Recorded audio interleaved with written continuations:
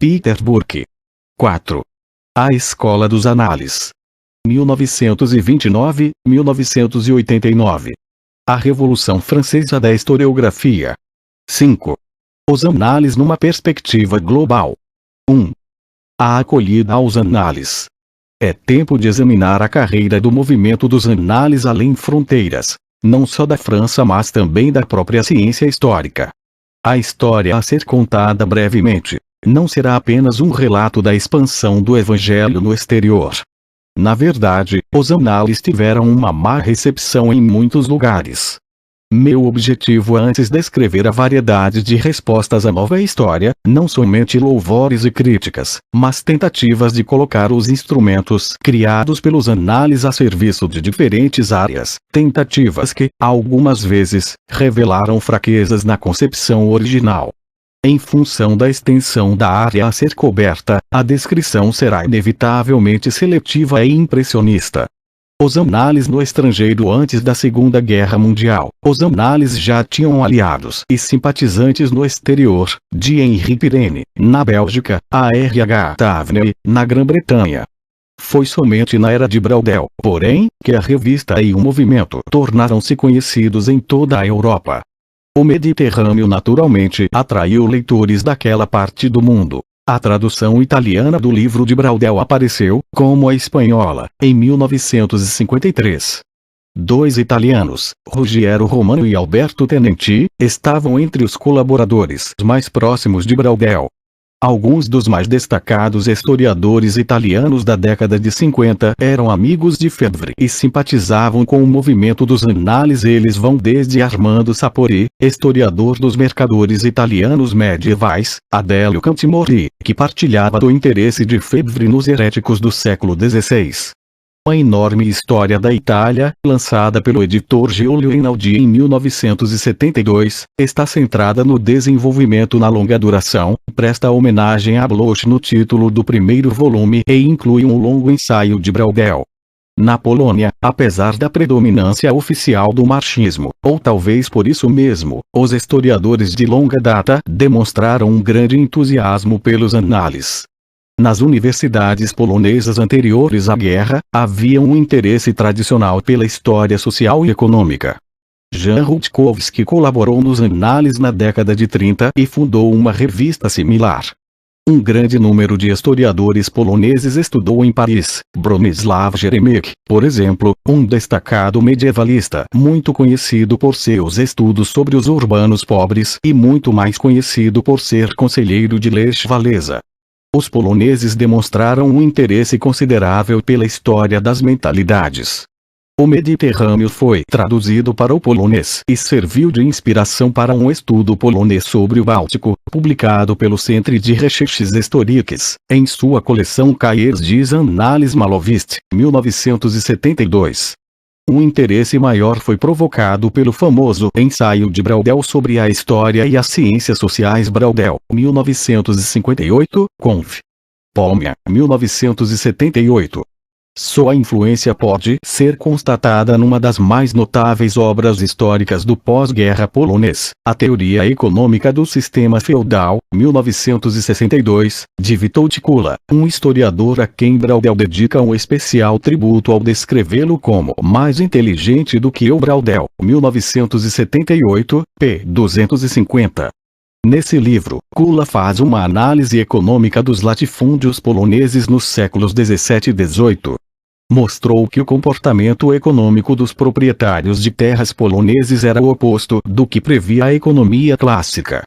Quando o preço do centeio, seu produto principal, aumentava, produziam menos, e quando o preço abaixava, produziam mais. A explicação desse paradoxo deveria ser encontrada, diz Kula, diferentemente de Braudel, mas de acordo com outros historiadores dos análises, no reino da cultura, ou das mentalidades. Tais aristocratas não estavam interessados em lucros, mas em manter seu estilo de vida, da maneira a que estavam acostumados. As variações na produção eram tentativas de manter uma renda padrão.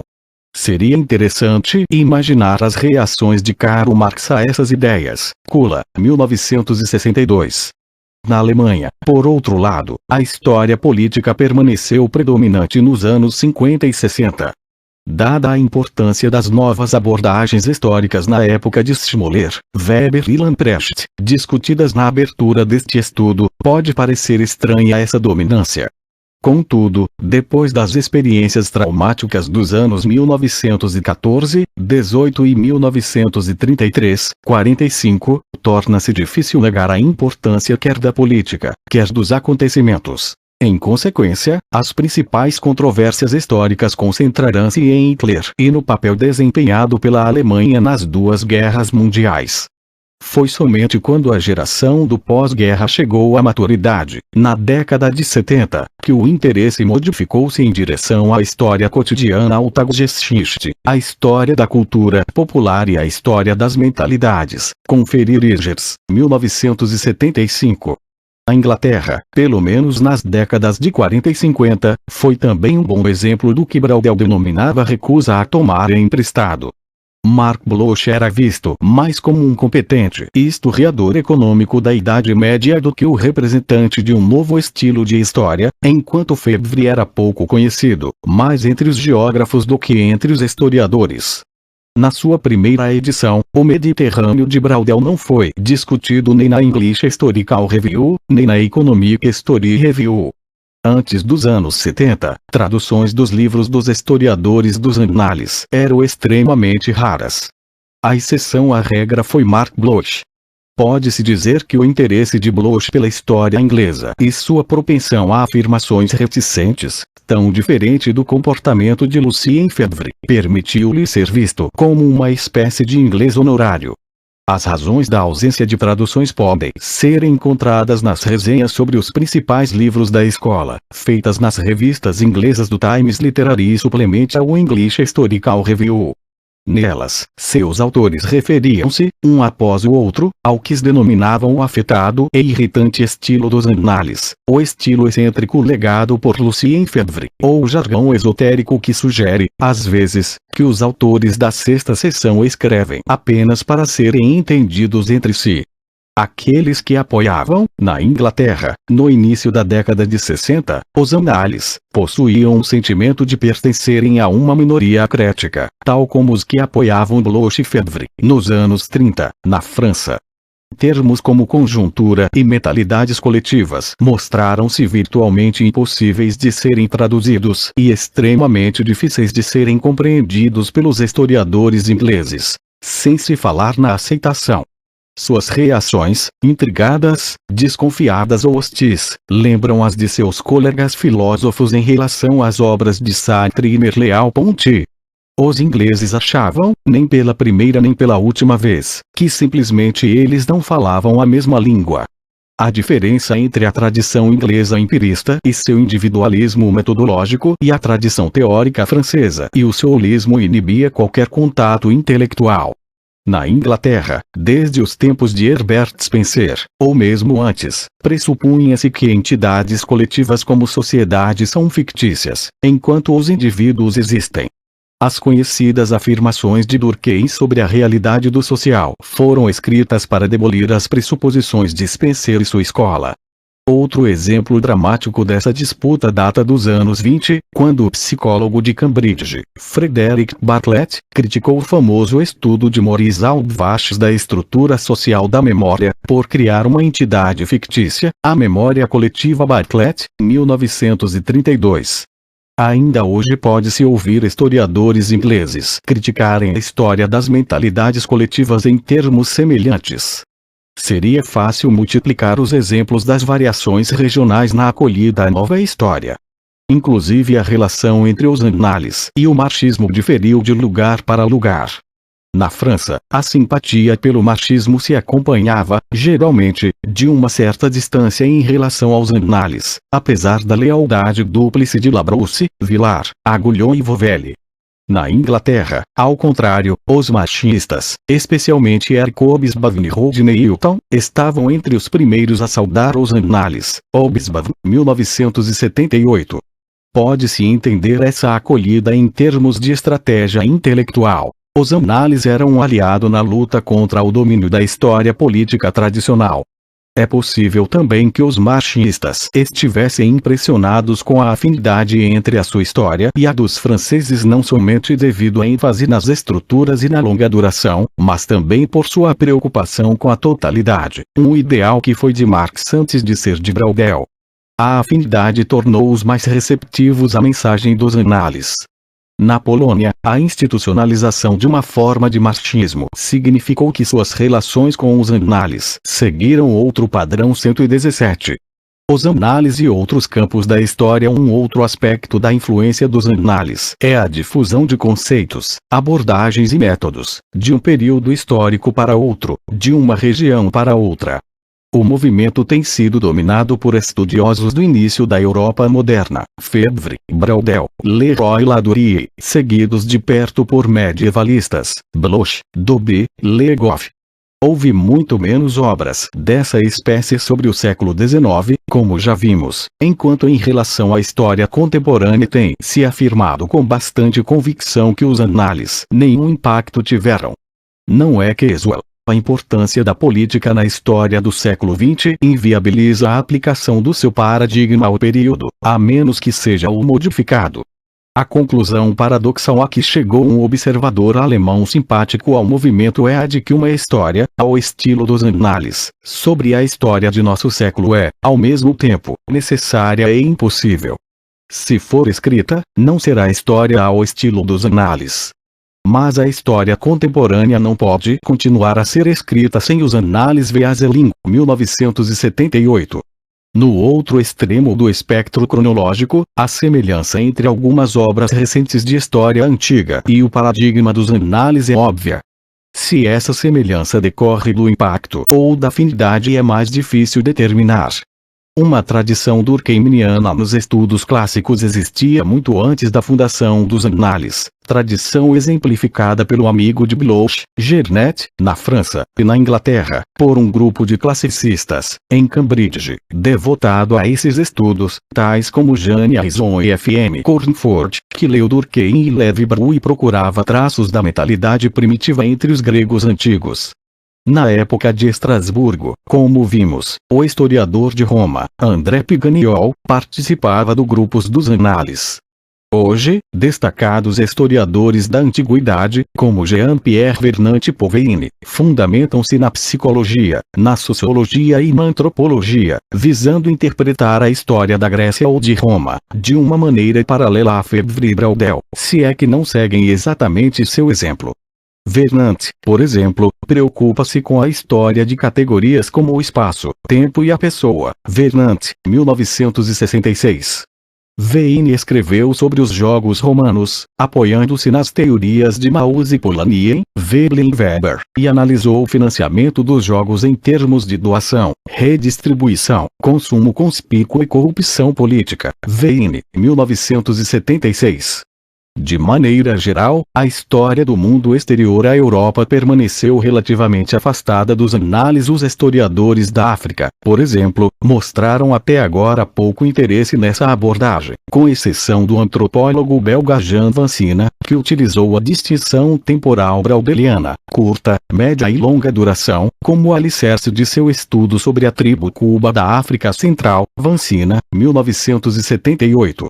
Embora tenha sido um antigo discípulo de Bloch, Henri Brunswick, que se tornou um dos mais destacados historiadores da África colonial, seu estudo sobre o imperialismo francês parece dever pouco aos análises, sem dúvida porque sua preocupação com o passado recente e com a relativamente curta duração, 1871-1914, tornam esse modelo irrelevante. Brunswick, 1960.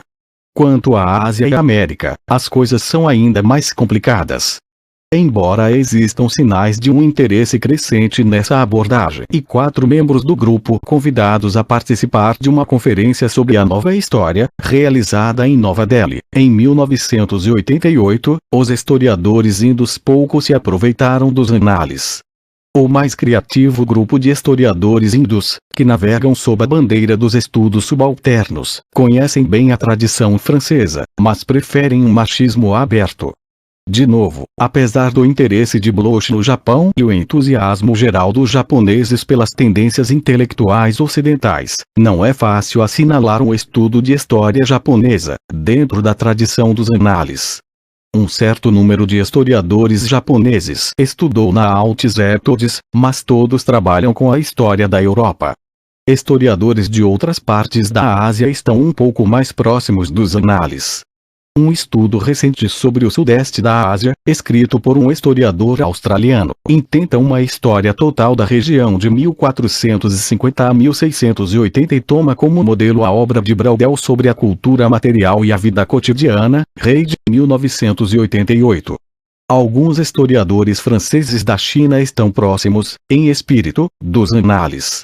A significativa diferença do pensamento chinês é um desafio à história das mentalidades, que provocou mais de uma resposta.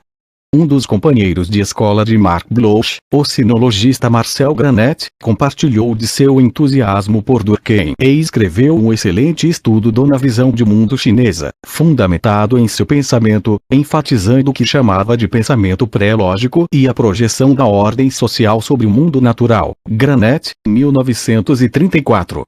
Mais recentemente, Jacques Gernet, como outros historiadores franceses de sua geração, subiu as escadas que levam do porão ao sótão, dos aspectos econômicos do budismo ao estudo das missões cristãs na China.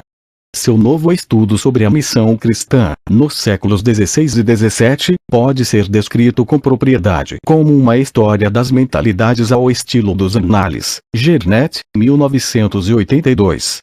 O livro gira em torno de mal-entendidos. Os missionários acreditavam que faziam muitas conversões e deixavam de entender o que a adesão à nova religião significava aos próprios convertidos. Os mandarins, de seu lado, não entenderam as intenções dos missionários. Segundo Gernet, esses mal-entendidos revelam as diferenças entre as categorias, os modos de pensamento e os quadros mentais de ambas as artes, associadas às diferenças linguísticas. Gernet, 1982, pp. 12, 189. Esse foco de luz sobre o encontro de duas culturas permite a Gernet iluminar mentalidades sob formas negadas aos historiadores da Europa.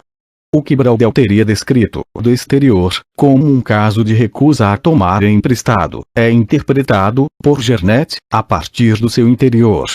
No caso das respostas americanas aos análises, o contraste entre o Sul e o Norte é extremamente significativo. Historiadores da América do Norte, tomados como opostos aos historiadores norte-americanos da Europa, até agora pouco interesse demonstraram no paradigma dos análises. O giro antropológico na história do período colonial desenvolveu-se independentemente do modelo francês. Embora a obra de Braudel tenha sido descrita como fascinantemente semelhante em seus objetivos ao livro de Frederick Jackson Turner, The United States, 1830-1850, estamos ainda aguardando por um novo Braudel americano. Na América Central e do Sul, a história é bem diferente. No Brasil, as aulas de Braudel, na Universidade de São Paulo, nos anos 30, são ainda lembradas.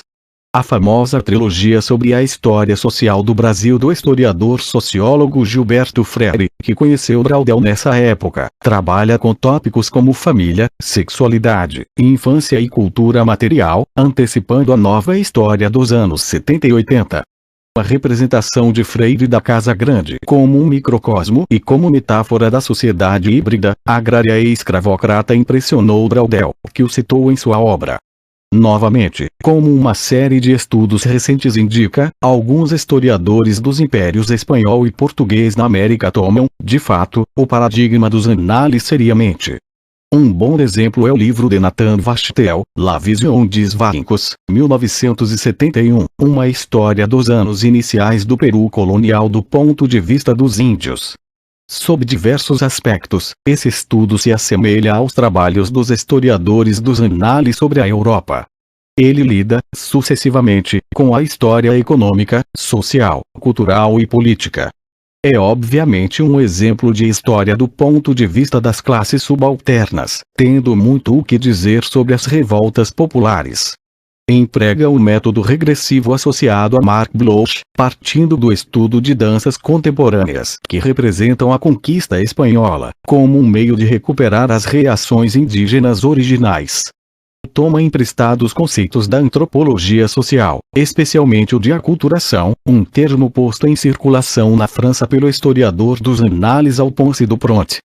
Contudo, Wachtel não aplica simplesmente o modelo estrutura-conjuntura a eventos dos historiadores do início da Europa moderna. No Peru, as transformações socioculturais da época não se produziram no interior de velhas estruturas. Pelo contrário, o processo foi de desestruturação.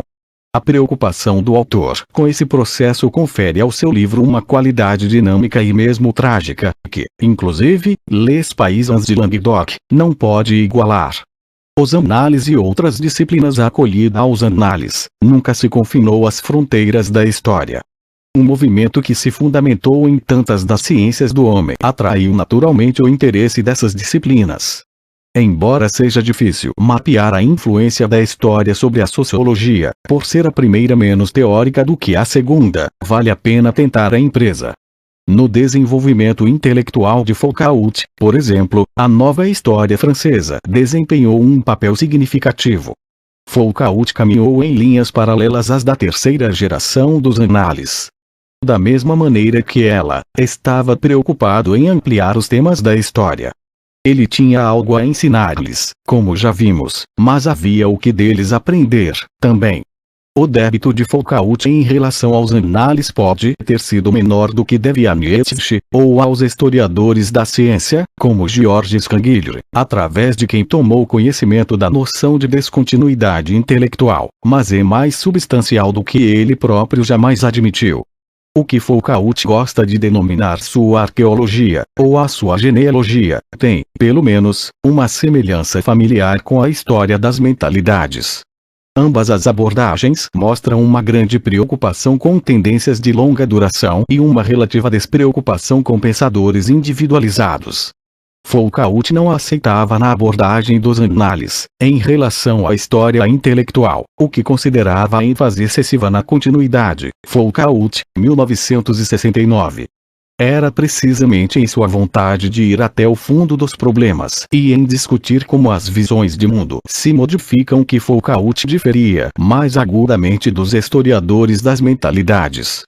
Estes têm coisas importantes a aprender de sua ênfase nas rupturas epistemológicas, por mais furiosos que estejam com sua recusa em explicar tais descontinuidades.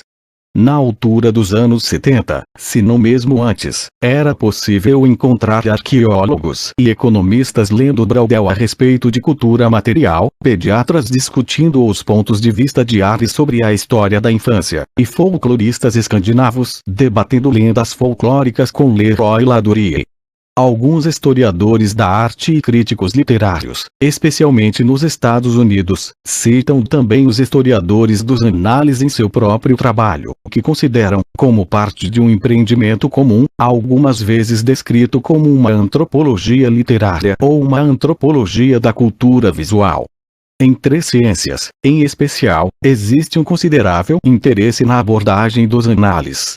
Elas são geografia, sociologia e antropologia. Em cada um dos casos, pelo menos no que concerne a um mundo de fala inglesa, deve ser dito que o interesse é relativamente recente e está virtualmente restrito à obra de Braudel.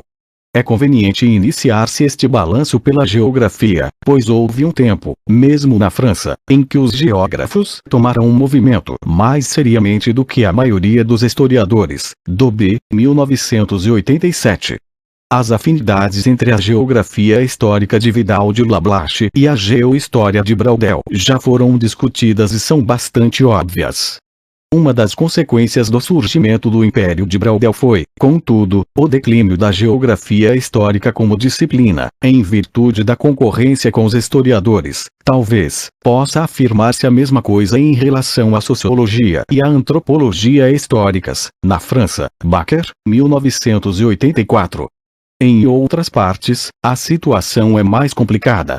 Embora o ensaio de Febvre sobre geografia histórica tenha sido traduzido para o inglês logo após a sua publicação, o mundo de fala inglesa era dominado por um estilo tradicional de geografia que pouco espaço deixava para a abordagem francesa. Esse consenso quebrou-se em data recente e foi substituído por um pluralismo, ou melhor, por uma forte disputa entre marxistas, quantitativistas, fenomenólogos e defensores de outros tipos de abordagens, incluindo aí os defensores de Braudel, Baker, 1984. Vale a pena acrescentar que uma história do Pacífico, em 3 volumes, acaba de ser publicada, escrita não por um historiador, mas por um geógrafo, Oscar Spati, 1979-88. Quanto à sociologia, a inspiração durkheimiana do início dos Annales ajudou a assegurar uma calorosa recepção desde logo, pelo menos na França. 2 proeminentes sociólogos franceses, Maurice Aubvache e Georges Friedman, estiveram formalmente associados com a revista, enquanto um terceiro, Georges Gurvitch, encetou uma colaboração com Braudel, a que não excluía divergências. Braudel, 1953. No mundo de fala inglesa, por outro lado, foi apenas recentemente, numa época de sentimento generalizado de crise da sociologia, que os sociólogos redescobriram a história e, nesse processo, descobriram os Annales, mais particularmente Braudel, cujas ideias sobre o tempo têm uma importância óbvia para os teóricos das mudanças sociais.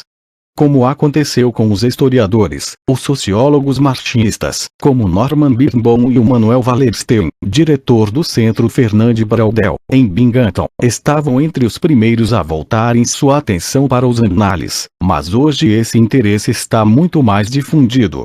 O falecido Philip Abrams, por exemplo, descrevia o Mediterrâneo de Braudel como um caminho para uma efetiva sociologia histórica analítica. Birnbaum, 1978. Wallerstein, 1974. Abrams, 1982. Poucos antropólogos se interessaram, inicialmente, pelos Annales. Entre esses estavam, especialmente, Levi Strauss e Evans Pritchard. Braudel e Levi Strauss foram colegas na Universidade de São Paulo, nos anos 30, e continuaram seu diálogo daí em diante. Levi Strauss, 1983. Evans Pritchard, que se formara historiador antes de ser antropólogo, estava perfeitamente a par dos trabalhos de Lucien Febvre e Marc Bloch. 128. Desconfio de que seu famoso estudo, Witchcraft Oracles and Magic, realizado entre os Andes da África Central, deve, pelo menos, sua inspiração ao livro de Bloch, Les Rois Thaumaturges, enquanto sua análise do sentido de tempo dos Nuer do Sudão, baseado em suas tarefas, chega a conclusões semelhantes às de Febvre, formuladas quase que ao mesmo tempo, sobre o cálculo do tempo na época de Rabelais. Evans Pritchard, 1937. Evans Pritchard defendia um relacionamento próximo entre antropologia e história, numa época em que a maioria de seus colegas eram funcionalistas históricos. Nos anos 60, alguns jovens antropólogos voltaram-se para a história, mais ou menos ao mesmo tempo em que alguns dos historiadores dos Annales descobriam a antropologia simbólica. As duas ciências pareciam convergir. Contudo, a virada antropológica em direção à história estava associada a uma preocupação em relação à narrativa e aos eventos, os pontos precisos da tradição histórica que o grupo dos Annales havia rejeitado. Havia o perigo de as duas disciplinas desviarem-se uma da outra. Um exemplo simples demonstrará mais claramente do que uma lista de nomes as condições sob as quais a reunião das duas ciências ocorreu, o que os antropólogos esperavam da história, ou dos Annales e finalmente como um modelo pode ser transformado no decorrer de sua aplicação. Entre as fontes inspiradoras de Marshall Salins, antropólogo histórico do Havaí, está a obra de Braudel, especialmente seu ensaio sobre a longa duração. Sem dúvida, Braudel apreciaria sua discussão sobre as estruturas de longa duração, na qual a visita do Capitão Cook ao Havaí em 1779, quando foi identificado pelos havaianos como a encarnação de seu deus Lono, é analisada como um exemplo da maneira pela qual os eventos são ordenados pela cultura. Salins, porém, não parou aí. foi mais longe, discutindo como, nesse processo, a cultura é reordenada. Salins, 1981, Salins, 1985.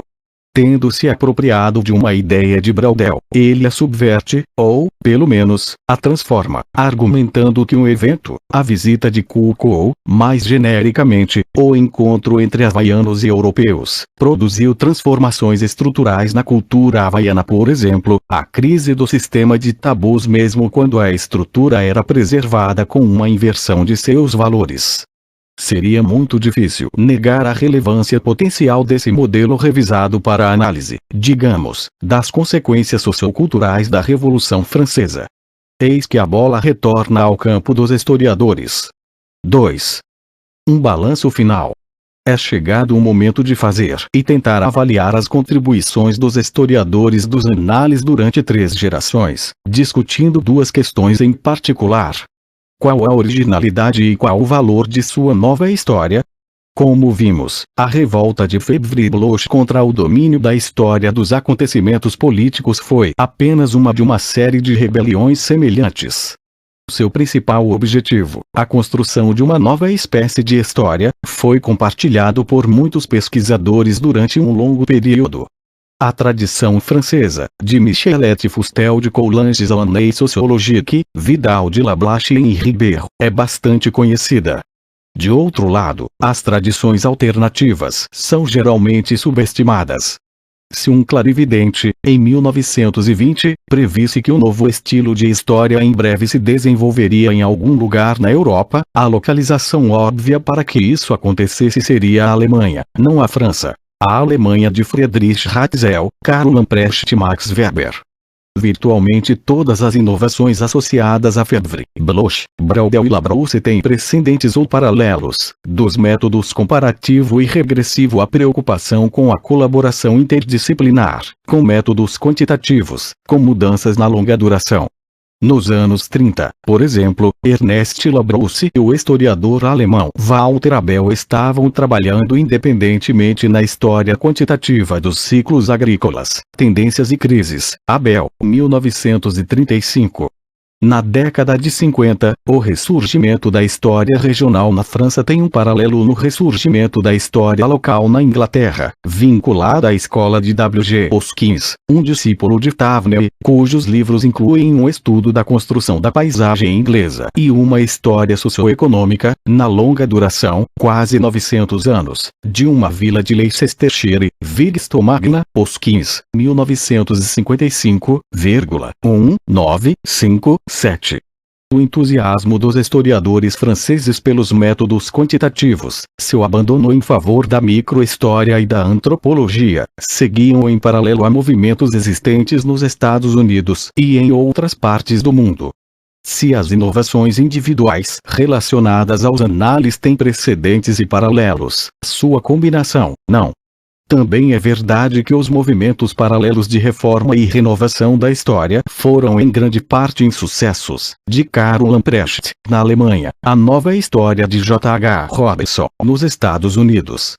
As contribuições de Bloch, Febvre, Braudel e seus seguidores foram mais longe do que as de qualquer outro pesquisador ou grupo de pesquisadores na concretização desses objetivos comuns e em liderarem um movimento que se difundiu mais extensamente e por mais tempo do que o de seus competidores.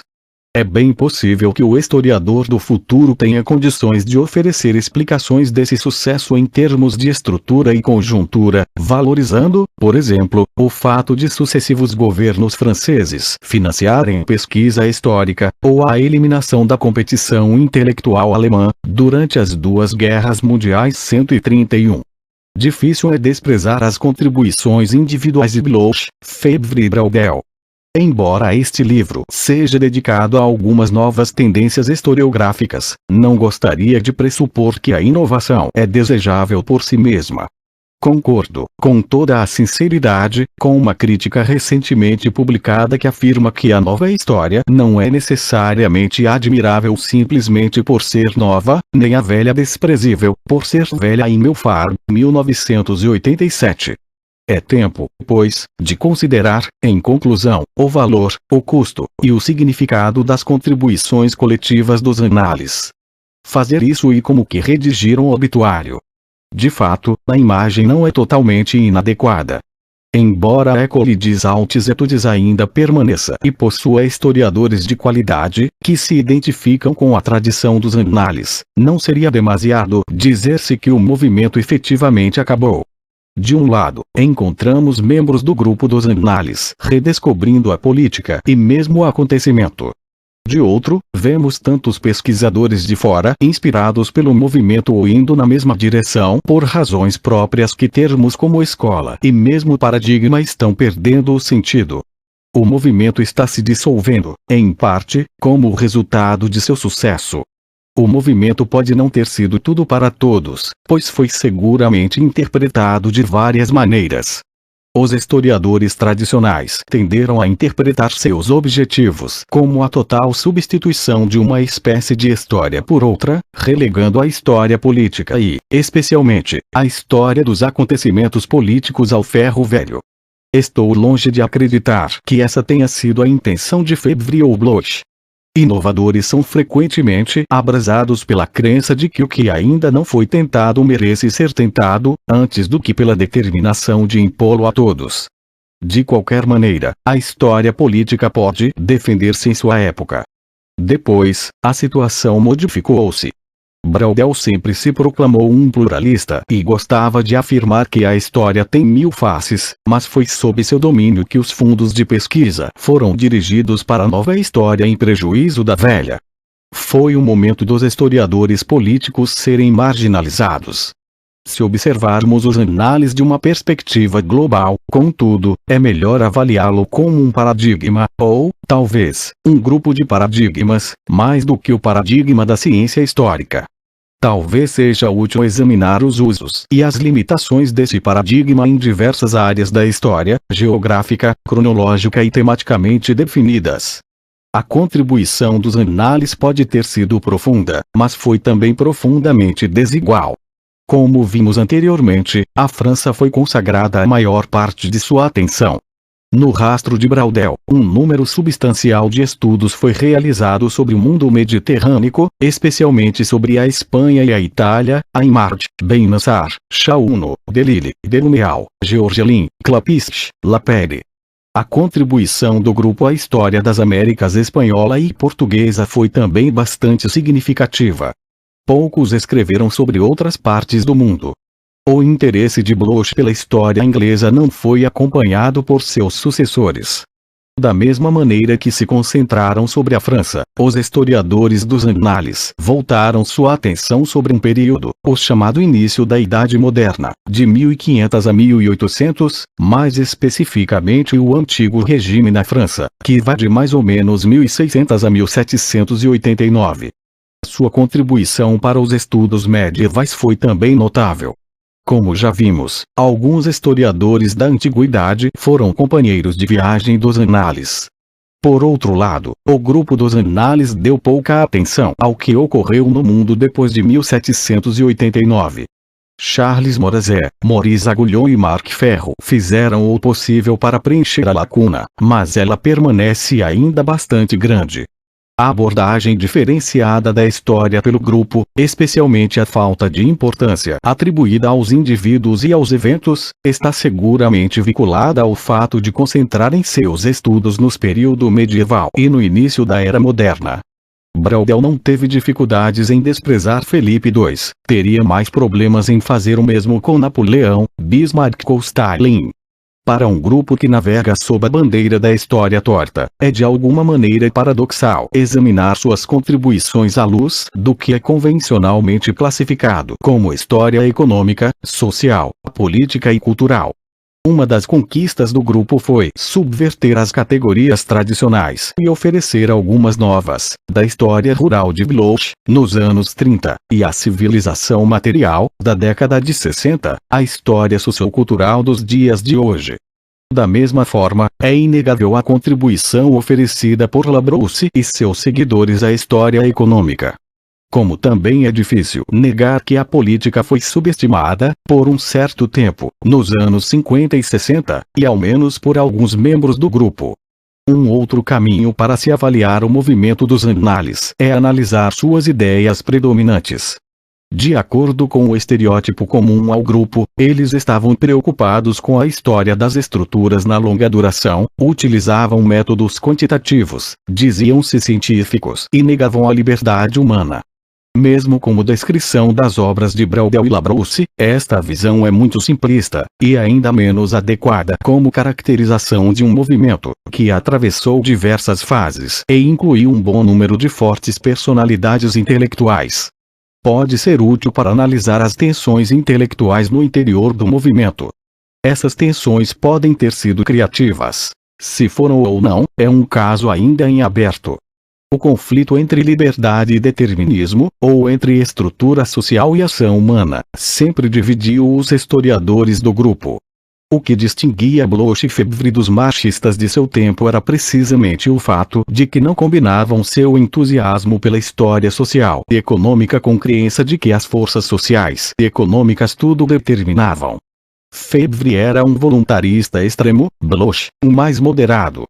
Na segunda geração, por outro lado, houve um deslizamento em direção ao determinismo geográfico, no caso de Braudel, econômico, no de Labrousse.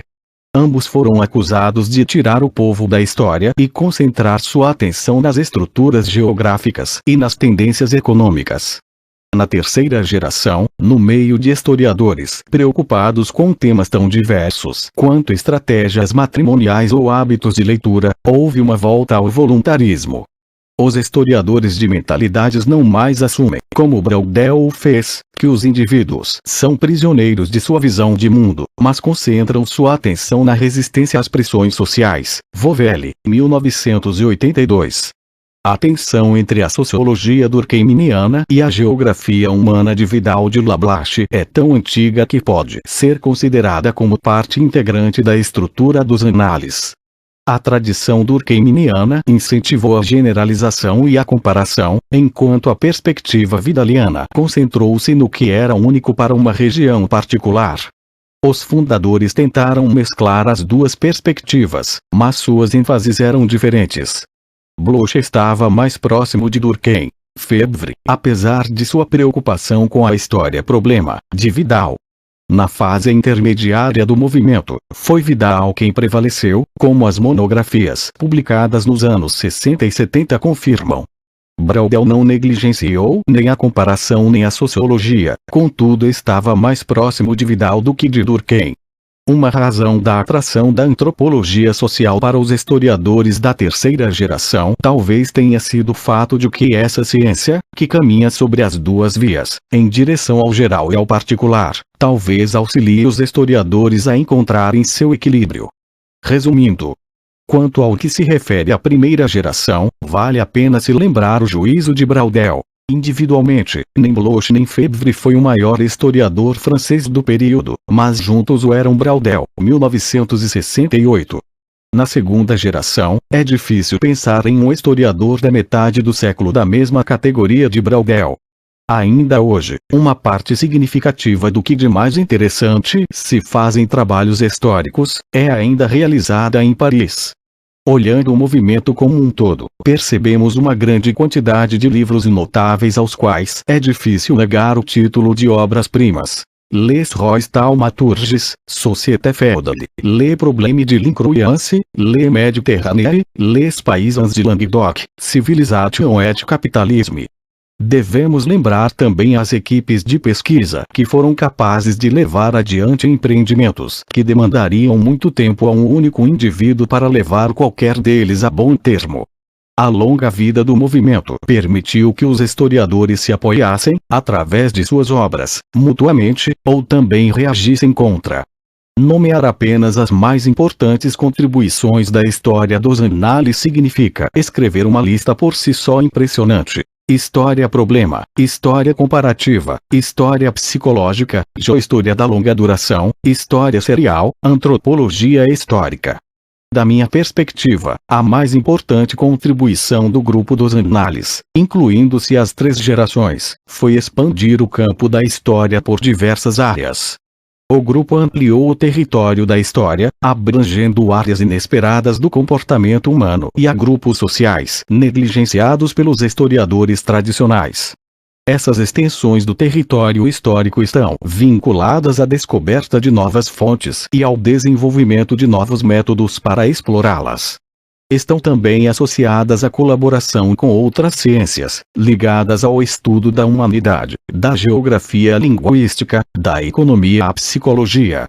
Essa colaboração interdisciplinar manteve-se por mais de 60 anos, um fenômeno sem precedentes na história das ciências sociais. É por essas razões que o título deste livro se refere à Revolução Francesa da Historiografia, e que seu prefácio se inicia com estas palavras: da produção intelectual, no campo da historiografia, no século XX, uma importante parcela do que existe de mais inovador, notável e significativo, origina-se da França. A historiografia jamais será a mesma. Glossário. A linguagem dos análises. Este breve glossário foi elaborado, primeiramente, para servir como uma guia aos leitores não habituados à linguagem dos historiadores dos análises. As notas históricas, tão acuradas quanto eu as poderia fazer, serão, com toda certeza, corrigidas pelos filólogos no devido tempo. Conjuntura. Na linguagem dos economistas franceses, este vocábulo é a palavra normal para a tendência foi utilizada anteriormente por economistas alemães como Ernst Wagemann em seu Conjunkturlehre de 1928, e por historiadores como Wilhelm Nabel, em seu estudo Agrarkonjunktur, de 1935. Braudel ajudou a colocar o termo em circulação junto aos historiadores, falando em La Conjoncture Générale du XVI siècle, a conjuntura geral do século XVI, em sua aula inaugural em 1950. A palavra implica, como se poderia esperar de sua etimologia, conjungere, associar, um sentido de conexão entre fenômenos diversos, mas simultâneos. Genericamente adotado pelos historiadores dos análises, contudo, era frequentemente usado no sentido de complementar o oposto à estrutura, para significar, em outras palavras, antes a curta ou média duração do que a longa duração, não implicando conexões colaterais. Chauno, 1959. Burguiere, 1986. Civilização. O termo mais difícil de definir na trindade dos análises. Antes de surgir no título da revista em 1946, havia sido empregado por Bloch em seu livro Les Caractères Originaux de l'Histoire. Era também um termo que tinha os favores do antropólogo Marcel Mauss, logo seguido por Braudel. Em todos esses casos, o melhor talvez fosse traduzir o termo por cultura, no sentido antropológico mais amplo. Assim, a Civilisatio Materielle de Braudel pode ser traduzida por cultura material. Estrutura. Febvre emprega o termo estrutura ocasionalmente, mas também ele tinha prevenções a seu respeito. Braudel pouco se utilizou do vocábulo em seu Mediterrâneo, no qual o que podemos chamar de seções estruturais são descritas como a parte do meio e destinos coletivos. Parece ter sido Chauno quem o introduziu, definido como tudo que numa sociedade, ou numa economia, tem uma duração suficientemente longa em sua modificação para escapar ao observador comum. Chauno, 1959. Burguiere, 1966. Etnohistória. Um falso amigo. O que o mundo de fala inglesa chama de antropologia é, usualmente, descrito em francês como etnologia. Consequentemente, etnohistória significa antes antropologia histórica, talvez fosse mais exato história antropológica, do que etnohistória, no sentido americano de história dos povos não letrados. História episódica, evenementally. Um termo depreciativo para a história dos acontecimentos, lançado por Braudel no prefácio de seu Mediterrâneo, mas utilizado anteriormente, por Paul Lacombe, em 1915, embora a ideia retroaja a Simeon de Durkheim, e mesmo ao século XVIII. História global. Um ideal formulado por Braudel. Globalidade não é querer escrever uma história completa do mundo, é simplesmente o desejo, ao nos defrontarmos com um problema, de ir sistematicamente além de seus limites. Braudel, 1978, p. 245. O próprio Braudel estudou o seu mar Mediterrâneo no interior do contexto de um Mediterrâneo maior, que lá do Saara ao Atlântico. O termo parece ter sido emprestado da sociologia de Georges Gurvitch, ver História Total. História do Imaginário. Um termo recente, empregado por exemplo por Dubé, 1978, e Corbin, 1982, que mais ou menos corresponde à velha história das representações coletivas. O vocábulo antigo tinha vinculações durkheimianas, enquanto o novo, imaginário, relaciona-se com tendências neomarxistas. Parece ter se originado de C. Castoriadis, L'Institution Imaginaire de la Société, 1975, um estudo que é, por sua vez, devedor da famosa definição de ideologia de Althusser, fundamentada na pressuposição de relação imaginada às reais condições de existência. História imóvel.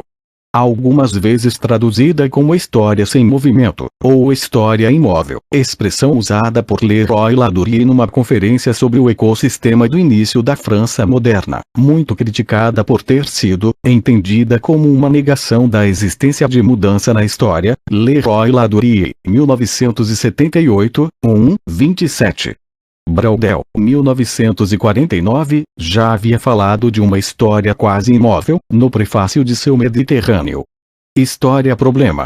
Uma história orientada por problemas, um slogan de Lucien Febvre, que pensava que toda história deveria tomar essa forma. História quantitativa. Um outro falso amigo, pois o termo se refere, em francês, não à história quantitativa em geral, mas à história macroeconômica, a história do produto nacional bruto, no passado. Alguns tipos de história quantitativa são conhecidos, na França, como história serial, Bourguière, 1986, 557, 62. História serial.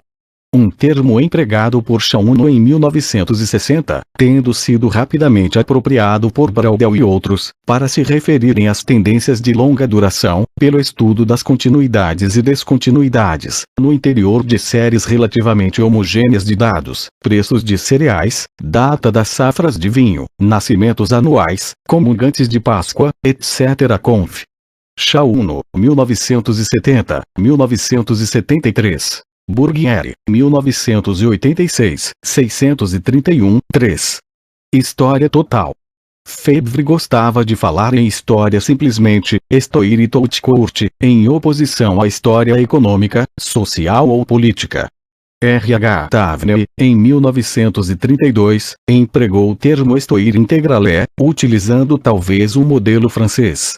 O antropólogo Marcel Mauss, porém, gostava de empregar o adjetivo total, com o objetivo de caracterizar o tipo de abordagem de sua ciência. Braudel usou o termo na conclusão da segunda edição de seu Mediterrâneo e em vários outros estudos. Conferir de Vulder, 1985, ver também História Global. Longa duração. Esta frase transformou-se num termo técnico depois que foi utilizado por Braudel em seu famoso artigo, Braudel, 1958.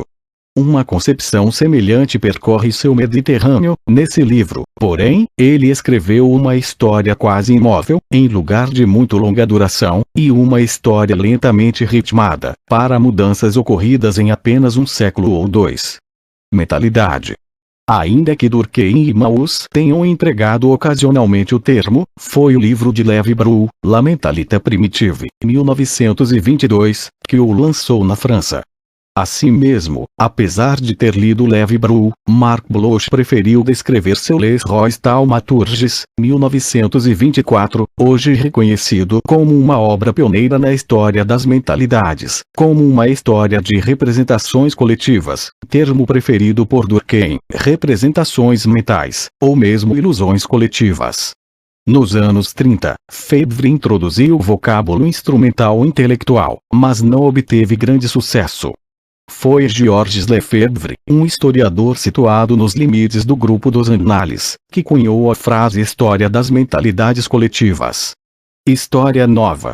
A expressão foi popularizada pelo livro La Nouvelle Histoire, 1978, editado por Jacques Le Goff e outros, mas já havia sido reivindicada, anteriormente, para os Annales. Braudel havia falado de uma história nova em sua aula inaugural no Collège de France, 1950. Febvre, por outro lado, usara frases como uma outra história para descrever o que o grupo dos Annales tentava fazer. Instrumental intelectual, ver mentalidade psicologia histórica.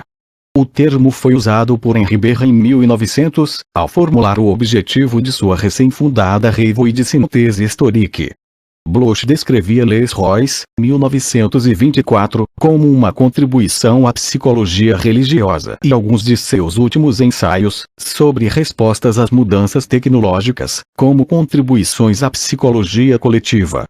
Febvre defendeu a psicologia histórica num artigo de 1938, publicado na Encyclopédie Française, e descreveu seu estudo de Rabelais, 1942, da mesma forma.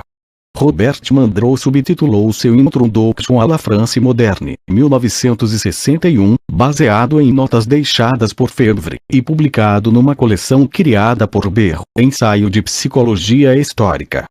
Mais recentemente, em sua disputa com o termo mentalidades, foi o perdedor.